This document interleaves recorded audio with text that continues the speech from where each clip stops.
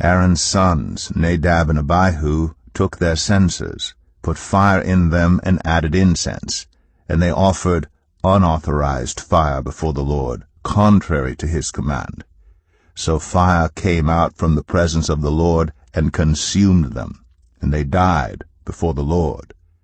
Moses then said to Aaron, "This is what the Lord spoke of when he said, 'Among those who approach me I will be proved holy. In the sight of all the people I will be honored.'" Aaron remained silent.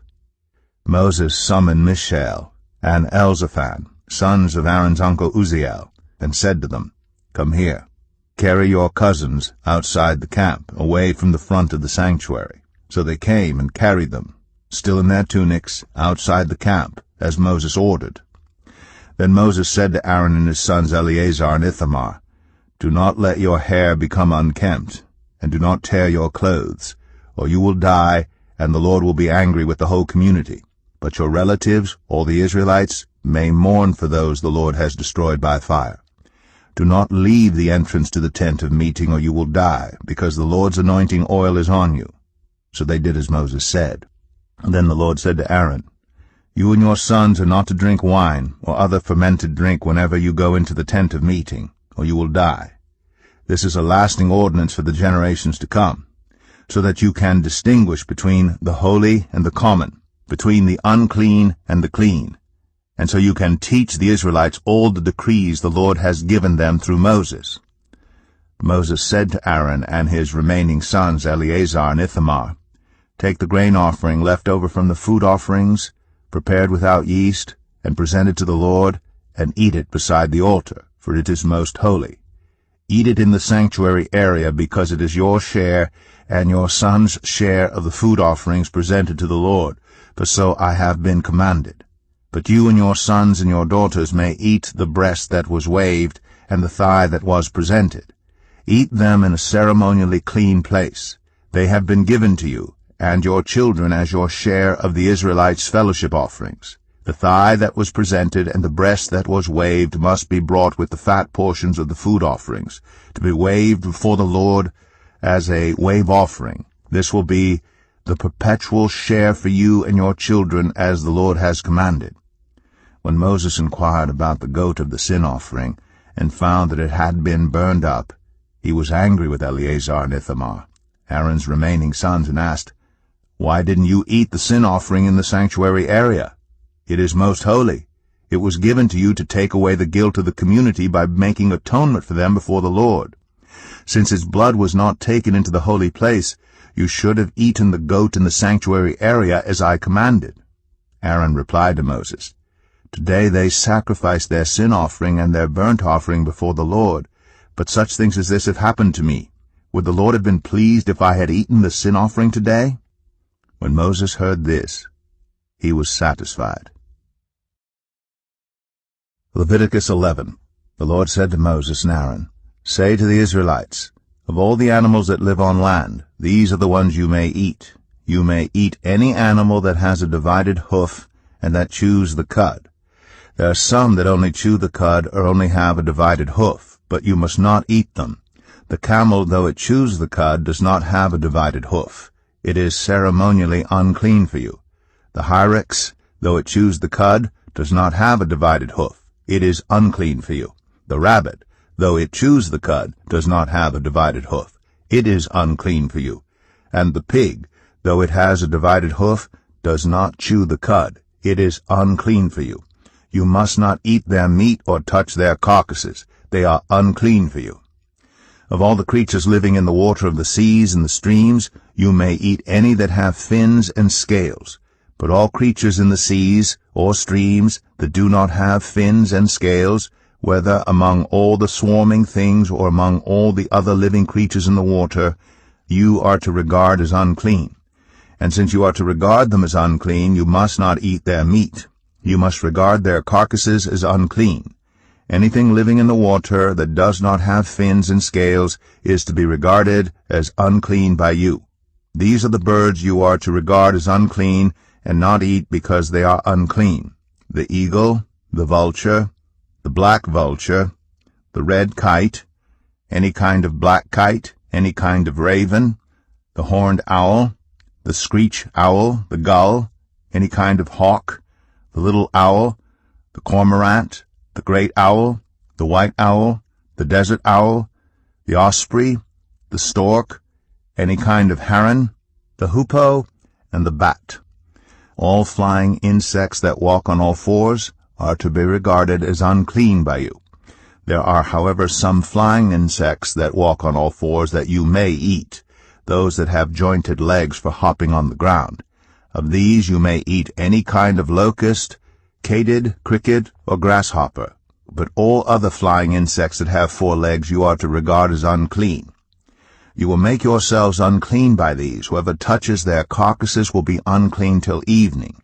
Whoever picks up one of their carcasses must wash their clothes, and they will be unclean till evening.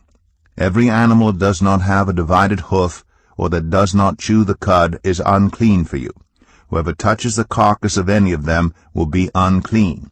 Of all the animals that walk on all fours, those that walk on their paws are unclean for you. Whoever touches their carcasses will be unclean till evening. Anyone who picks up their carcasses must wash their clothes, and they will be unclean till evening. These animals are unclean for you. Of the animals that move along the ground, these are unclean for you: the weasel, the rat, any kind of great lizard, the gecko, the monitor lizard, the wall lizard, the skink, and the chameleon. Of all those that move along the ground, these are unclean for you. Whoever touches them, when they are dead, will be unclean till evening. When one of them dies and falls on something, that article, whatever its use, will be unclean, whether it is made of wood, cloth, hide, or sackcloth. Put it in water. It will be unclean till evening, and then it will be clean. If one of them falls into a clay pot, everything in it will be unclean, and you must break the pot. Any food you are allowed to eat that has come into contact with water from any such pot is unclean, and any liquid that is drunk from such a pot is unclean. Anything that one of their carcasses falls on becomes unclean. An oven or cooking pot must be broken up. They are unclean, and you are to regard them as unclean. A spring, however, or a cistern for collecting water remains clean, but anyone who touches one of these carcasses is unclean. If a carcass falls on any seeds that are to be planted, they remain clean. But if water has been put on the seed and a carcass falls on it, it is unclean for you.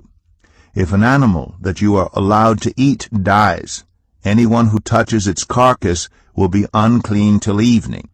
Anyone who eats some of its carcass must wash their clothes, and they will be unclean till evening. Anyone who picks up the carcass must wash their clothes, and they will be unclean till evening. Every creature that moves along the ground is to be regarded as unclean. It is not to be eaten.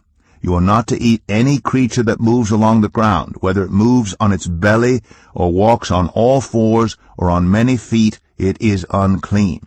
Do not defile yourselves by any of these creatures. Do not make yourselves unclean by means of them, or be made unclean by them. I am the Lord your God. Consecrate yourselves, and be holy, because I am holy. Do not make yourselves unclean by any creature that moves along the ground. I am the Lord, who brought you up out of Egypt to be your God. Therefore be holy, because I am holy. These are the regulations concerning animals, birds, every living thing that moves about in the water, and every creature that moves along the ground. You must distinguish between the unclean and the clean, between living creatures that may be eaten and those that may not be eaten. Leviticus 12.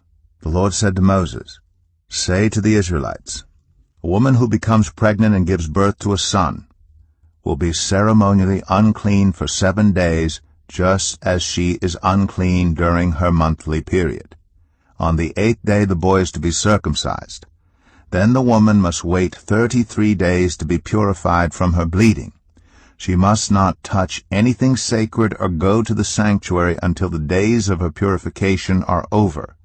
If she gives birth to a daughter for 2 weeks, the woman will be unclean as during her period. Then she must wait 66 days to be purified from her bleeding. When the days of her purification for a son or daughter are over, she is to bring to the priest at the entrance to the tent of meeting a year-old lamb for a burnt offering, and a young pigeon or a dove for a sin offering. He shall offer them before the Lord to make atonement for her, and then she will be ceremonially clean from her flow of blood. These are the regulations for the woman who gives birth to a boy or a girl. If she cannot afford a lamb, she is to bring 2 doves or 2 young pigeons, one for a burnt offering and the other for a sin offering. In this way, the priest will make atonement for her, and she will be clean. Jesus had finished saying all these things. He said to his disciples, "As you know, the Passover is 2 days away, and the Son of Man will be handed over to be crucified." Then the chief priests and the elders of the people assembled in the palace of the high priest, whose name was Caiaphas, and they schemed to arrest Jesus secretly and kill him. "But not during the festival," they said, "or there may be a riot among the people."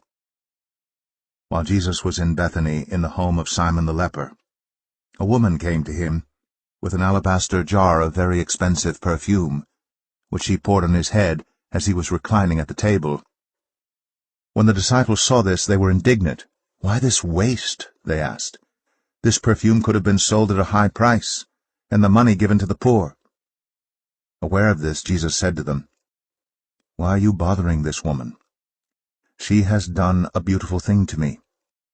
The poor you will always have with you, but you will not always have me. When she poured this perfume on my body, she did it to prepare me for burial. Truly I tell you, wherever this gospel is preached throughout the world, what she has done will also be told in memory of her." Then one of the 12, the one called Judas Iscariot, went to the chief priests and asked, "What are you willing to give me if I deliver him over to you?" So they counted out for him 30 pieces of silver. From then on, Judas watched for an opportunity to hand him over. On the first day of the festival of unleavened bread, the disciples came to Jesus and asked, "Where do you want us to make preparations for you to eat the Passover?" He replied, "Go into the city to a certain man and tell him, 'The teacher says, my appointed time is near. I am going to celebrate the Passover with my disciples at your house.'" So the disciples did as Jesus had directed them and prepared the Passover.